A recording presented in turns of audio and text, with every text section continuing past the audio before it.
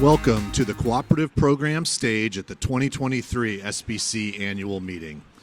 This session is brought to you by the International Mission Board, where we are going to be talking to the mobilization team about ways that churches can get involved in sending and going. Joining me on stage, I have Charles Clark, the IMB Vice President of Mobilization, Dr. Chris Martin, IMB Director of Convention, Association, and Network Partnerships, and Chris Derry, IMB Director of Church and Campus Engagement. And I'm Ed Herrelko, Vice President of Marketing and Communications with the International Mission Board. Charles, you grew up on the mission field in South America, and you made a successful career as an executive for a petroleum company. How did you know God was calling you back to the mission field, and what role did your local church play in getting you to the field? Well, the reality is that I was actually born into the mission field or on the mission field.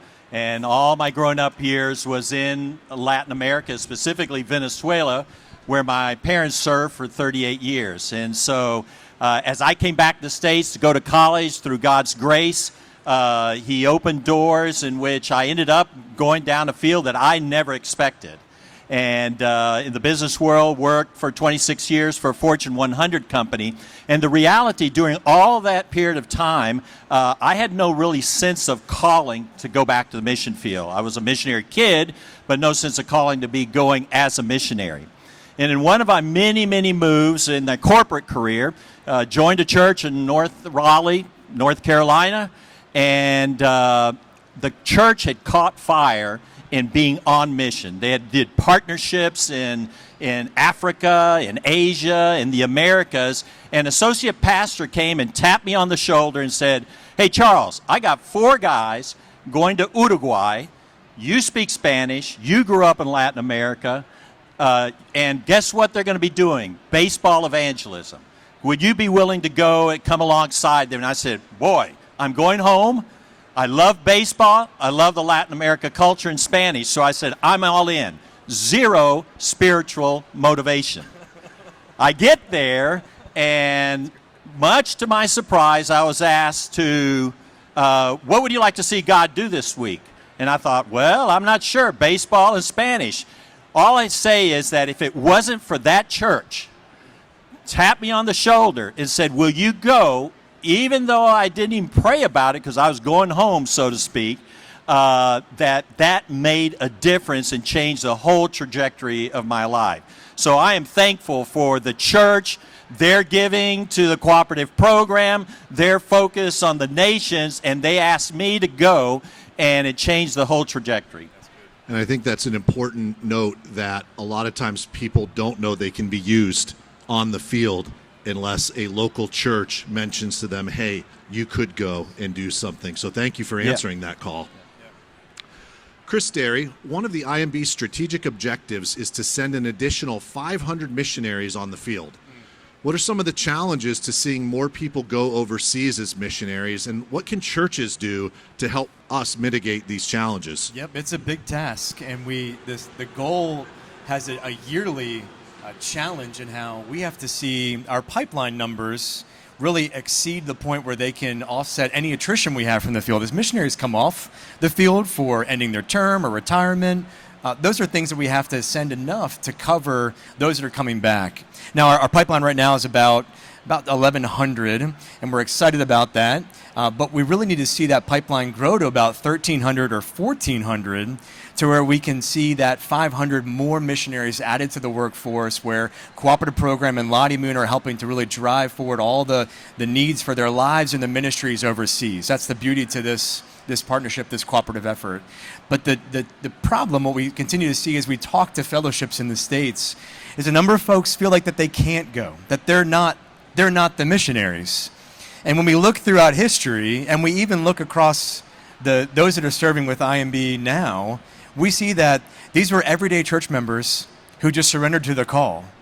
There's nothing extra or special. They were just called by God to be a part of it, and they were obedient to walk through the next process. And then with us, in preparation to go to the field. Obviously, the IMB takes training very, very seriously to prepare them for that work, but they were just everyday church members. So I think just the willingness to be obedient to go is the most important obstacle to overcome. I think the other thing too is people just don't know that they can go, right? I think that a lot of folks will think, okay, missions, that means I have to go to seminary. I had a business degree, or I did this for my secular career. That's not really me. I don't fit that profile, so I'll just be a part of the sending of missionaries, and clearly it's not me that would go. No, God can use all of our skills and talents and passions to be a part of this work, and there's ways to serve for a couple of months, to a couple of years, for the rest of your life, and using all kinds of gifts. Charles had a business career prior to going. He used that as a part of his work in leadership. We have people that use photography and graphic design and healthcare as a part of their platform or their work in what we call the missionary task, to see healthy churches planted among the nations. So God's using all of the giftings in the church, and really it's just a good thing for us to do is to let Southern Baptist churches know that there's a role for them. There's a way for them to serve, however long they desire to serve, and to use the giftings and skills that they have in their lives as given by the Spirit, or their career for the Great Commission, working with our teams. So awareness is one of the number one things we have to continue to work on, and together cast that message to go. And I love how you mentioned that so many different types of people can go, because a lot of times individual church members think, I don't fit the missionary mold. I don't fit the type, right, because they have a mental picture that may not be accurate. So helping our churches to understand that so many types of people can be used by God on the missions field is super important. And that kind of dovetails into my next question. For Chris Martin, you've served as a local pastor. You've served as a state convention executive, and now with the mobilization team. What are some of the challenges that pastors are going to face in helping their churches become supportive sending churches? Well, I think you've highlighted probably the most critical one, and it is the thought that it's not me.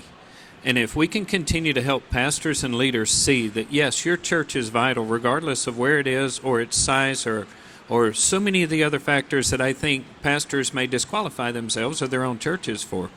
Another one could just be the distractions of life that take place all around us. Sometimes you get consumed with social media or the economics around your church. You're going through hard times. And for some of the pastors and leaders, I think they think, well, I can't ask our church to give more, that we might be able to form a mission team or those type of activities, when actually the church in many instances is ready for that. They need that motivation. They need to be able to see that, yes, it is us that's part of the call. So I think even in looking at some of those challenges, when we really see churches begin to respond, is as that pastor and leader continues to stay focused on the Great Commission, on the task ahead, and continue to lead the church, equip the church. I think we're seeing some pastors and leaders even right now joining together with other small churches, say, for instance, to form one team that together they can go. And for associations or conventions to help coordinate those things, incredible assets for churches. Ed, one of the things I think's most exciting is when a mission team returns and the pastor, even in a small congregation, if he only had a couple of members participate in another group, he begins to mentor them and take the time with them to explore, is God calling you? Or when is the next trip? Or how can you share this with others to continue to keep this vision in front? There's so many wonderful things that if we can get past a few distractions or a few discouragements, the opportunities are endless. That's great. One of the things that I'm going to pivot to in the questions for a second is how we help these pastors to see the value in what we do. And just wondering briefly if one of you could talk about the opportunities, because this fits with the following question.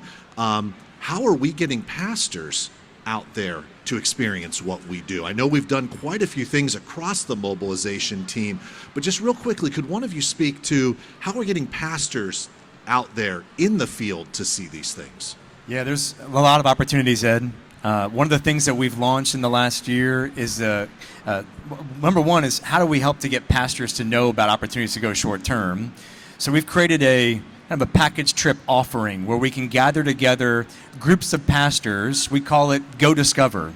The idea of how can we bring pastors together to go and see the work, discover what IMB missionaries are doing, understand more in a training sense, how they're going about to see the gospel go into communities, work with national partners, plant healthy churches. But while they're there also to learn about ways that they then can uniquely mobilize their fellowship, their church, to be long-term partners in that work, sending teams just from that church or working, as was said earlier, with other churches of similar heart and similar size to be a part of that work together. And so that's one opportunity that we've been able to put together. And kind of the logistics side of it, or the practical side, is how do we make it easy for pastors to take that first step, right? Like it's mission trips that can be daunting. It's the idea of visas and travel planning and insurance and, well, what are we doing and what's the schedule and what's my role as the leader in all of this and what's the missionary doing? We take care of all of that for them, working with our teams to develop a great week or week and a half long experience where it's learning, it's exposure to the work, it's hands-on opportunities that are available to them, and the chance to learn about ways to partner in that work. So we take care of a lot of the logistical planning and helping with the hotels and working with insurance and all those things so that it can be a fruitful experience. Yeah, I remember, Ed, in our time in Uruguay, in which about 6 pastors from different churches, different areas of the United States came down to say, is the Lord leading me to lead my church to Uruguay or to Brazil or to Argentina? And they went to all those 3 countries just trying to understand. Another group actually went to northern Brazil, in Rio, in Sao Paulo. Why? Is because just like I went and was say, well, Lord, what do you have for me in all of this? That opened the eyes of them, and they actually saw firsthand lostness. The greatest problem in the world is lostness, and they saw it in living color and said, our church needs to be a part of addressing the greatest problem. And you and your team have helped me understand that one of the biggest predictors for engagement within our organization is actually experiencing what we do, experiencing lostness firsthand, getting out there. I had the recent privilege of being on a trip with you, Chris, and some church planters, and to watch them, most of them had never done anything like that, get exposed to what we do overseas. And their eyes opened, their hearts opened, and now we know that they're going to go back and they're going to encourage people in their churches. So I think one of the things I want to put in now and then at the end, for people that are listening or people that are in the audience and they don't even know where do you start, like, I would love to go. I would love my church to be a sending church. How do they even contact you? Well, everybody write this down, info@imb.org. It's as simple as that. We have a great group of young people and people of all ages addressing the questions and that come into our Church Success Center at info@imb.org.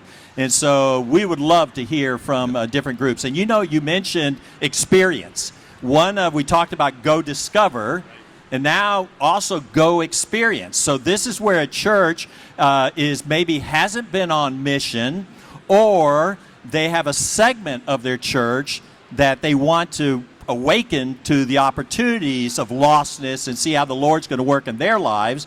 And so we have package trip opportunities across the globe called Go Experience Trips. And so it's a great way for the pastor, mission leader in the church to say, I want to open the eyes of members of my congregation, and then leave it in the hands of the Lord how the Lord's going to work in their lives, very much like He worked in my life when I went on that mission trip. Yeah. Ed, when we talked about that trip, one of the things that was so critical about that, it was the exposure and the experience and really seeing lostness. It was also forming relationships with IMB missionaries and our national partners on the ground, the church planters that are in those same cities and how they're working together. The Great Commission runs on the rails of relationship. Like, we've seen that in the scriptures and how critical that is to encourage and be hospitable to those who are going sent out for the sake of the name. It's the same thing today. And so when we were on that trip together, and we see a lot of these vision trips and package trips, this idea of forming relationships that then when they come back, you're not only just changed because of what you saw and experienced, but because you have a relationship with those that you spent time in the work with.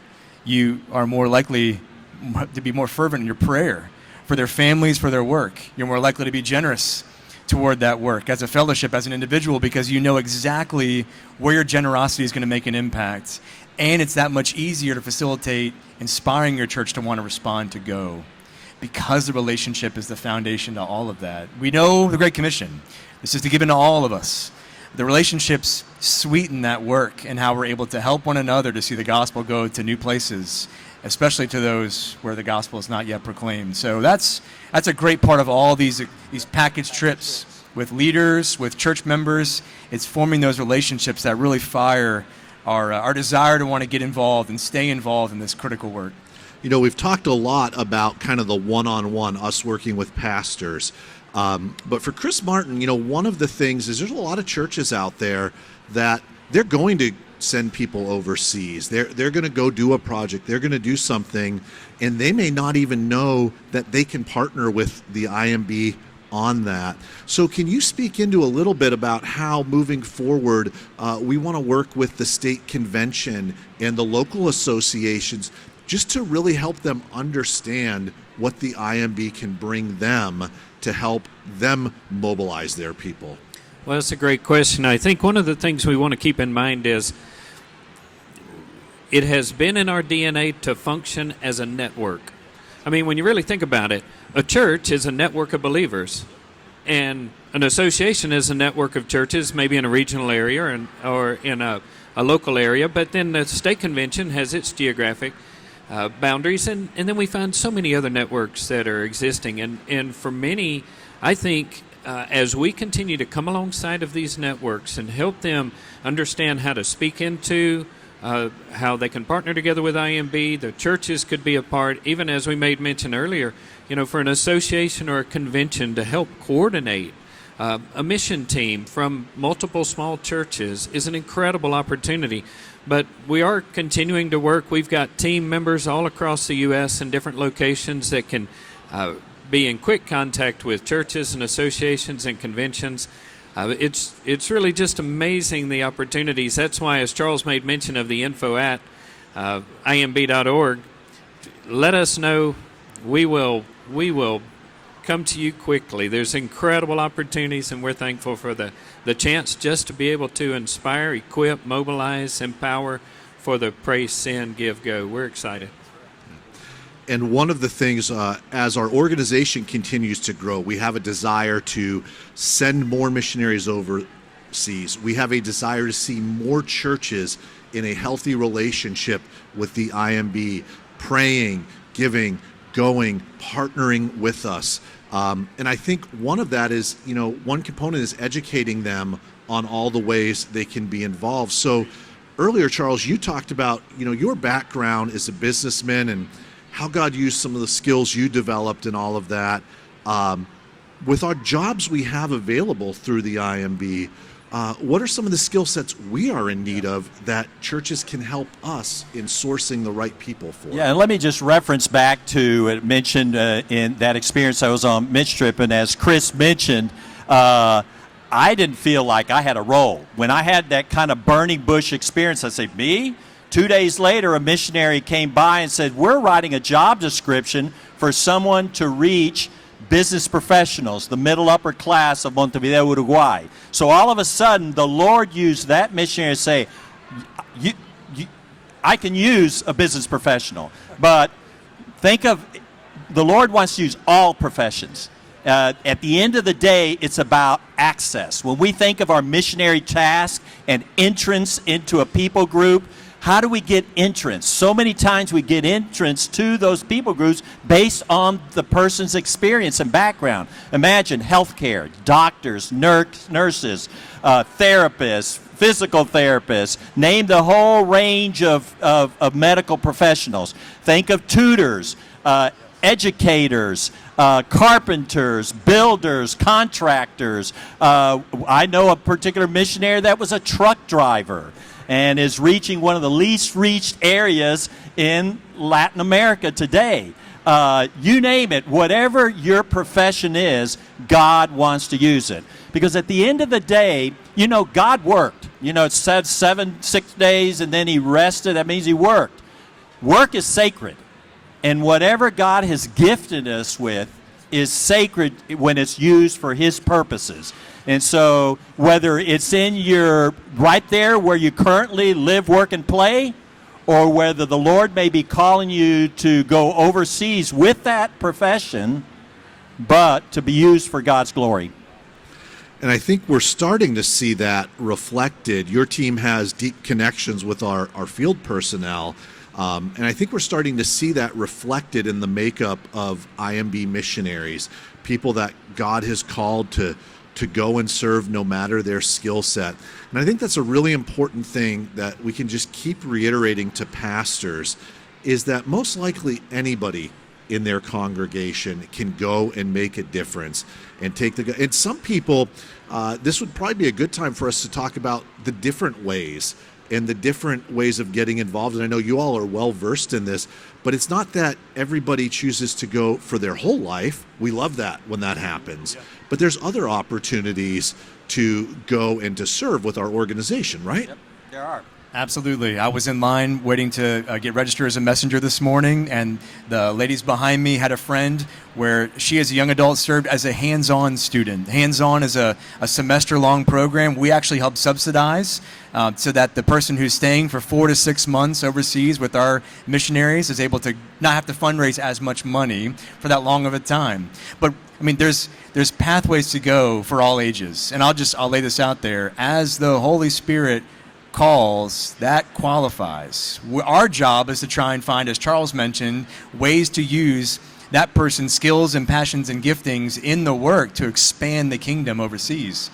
So we're looking at now ways to do that, but then in short term, I mean, we talked about package trips for a week, but individuals can look at those as well too. Especially in our next generation, we're looking at ways that they can serve for a week or two, a summer, a semester, or journeyman. Our premier 2-year fully funded pathway, going to serve along IMB teams.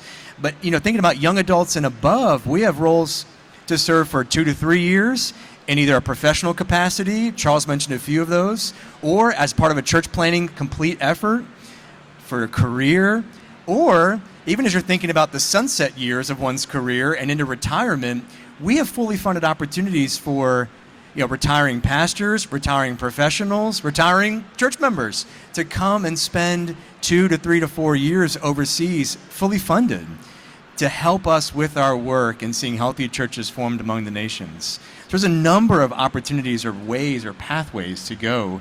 Again, it's just a matter of the willingness to step in saying, "Here I am, Lord, send me." Ed, one thing, we're a large organization. And a large organization also has a lot of administrative functions.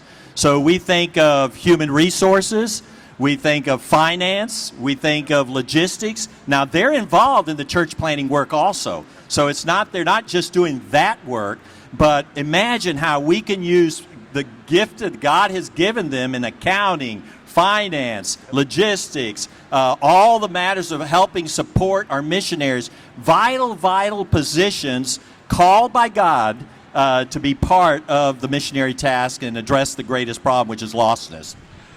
And I'm really glad you brought up kind of the people that have some life experience.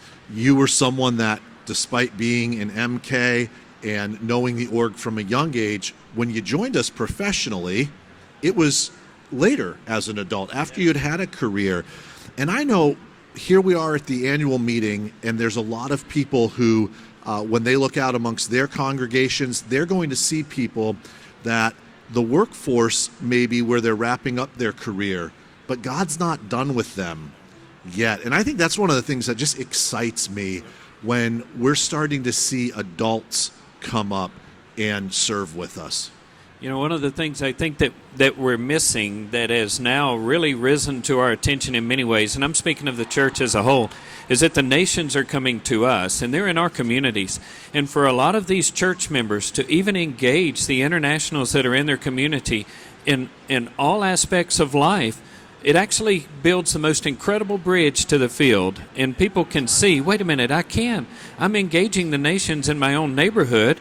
I heard someone speak this morning, and they said in our cul-de-sac there's a Canadian, and began to name other nationalities in their own neighborhood, and they saw themselves as a missionary to their cul-de-sac. And I thought, this is where we as men and women of the body of Christ see ourselves on mission at home, bridging to the mission field, and it takes every element of the church to engage in that work. There's countless opportunities. For the pastor that's listening right now, perhaps there's people that need reached in their backyard. There's people that need reached in their neighborhoods.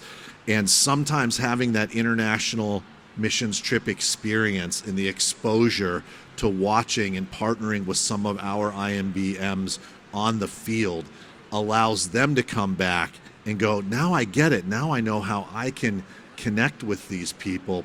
And so that's what we hope. Isn't that like the health of what we do? Is it's a global effort. It's not just all abroad, it's global. Yeah, and I just can't overemphasize out of my own personal experience, and that is the importance for the church to be on mission and leave it up the rest to God to move in the hearts and minds of people. When we have our sending celebration, probably at least 80% of the people that cross that stage says, I went on a mission trip. They have 30 seconds to talk about how they got to this point, and they say, I went on a mission trip. So the challenge and the encouragement to the pastor is just take that first step. We want to help you. info@imb.org, and encourage your members to go be on mission, and the Lord will take care of the rest. And we're going to see more and more across that stage as we try to continue to build out our missionary force. Because why? They went on a mission trip.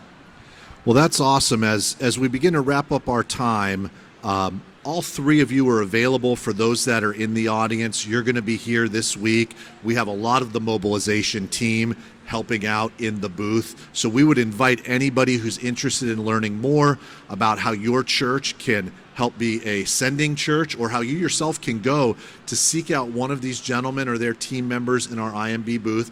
We're going to mention it yet again, info@imb.org. That's your one-stop shop for some information. They will connect you oftentimes really quickly with the right people who can get your church the information that you need.